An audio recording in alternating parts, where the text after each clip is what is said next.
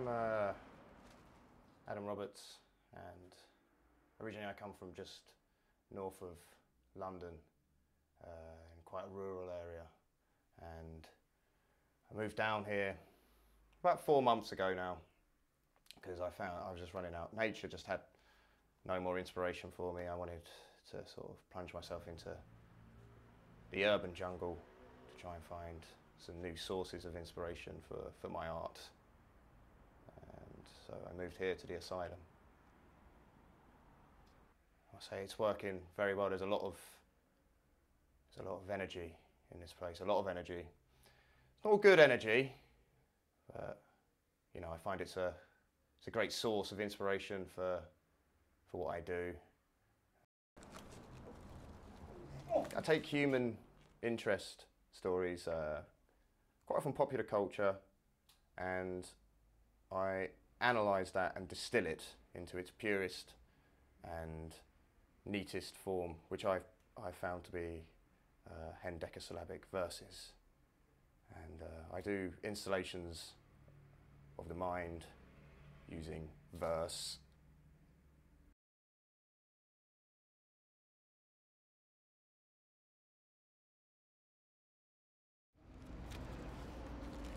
John Terry's in-laws, living in a caravan. 125 per week.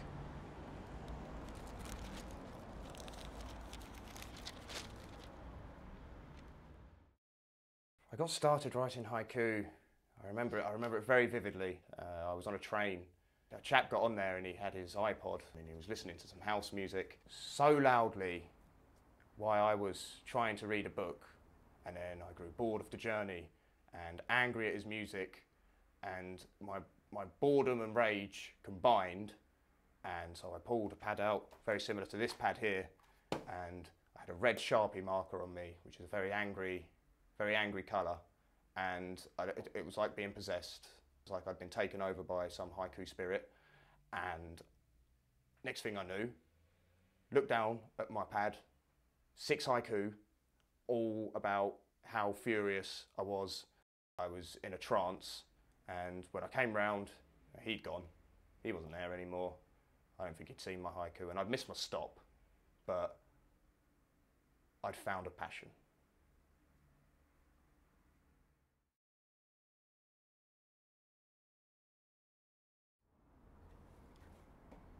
Outside, urban waste, concrete to my raw scrotum.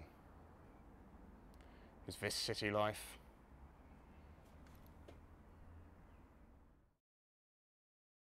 Those emotions I felt on the train that day with that man, those emotions continue to push me forward in haiku, and that's normally where my verse is born from.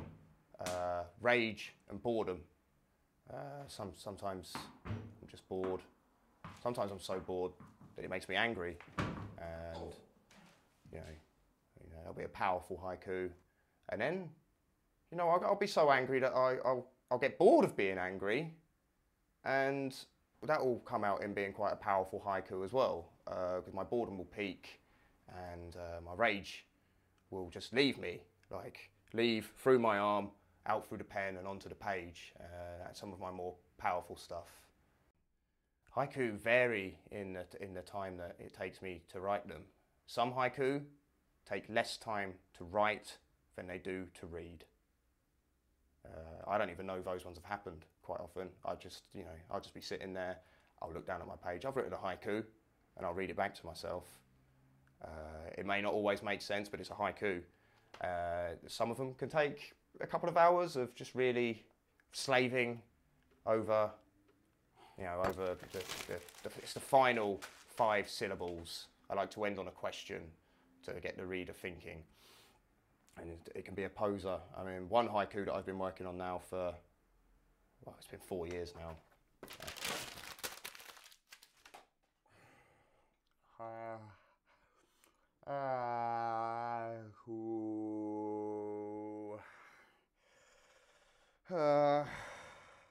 And it's just 3 syllables.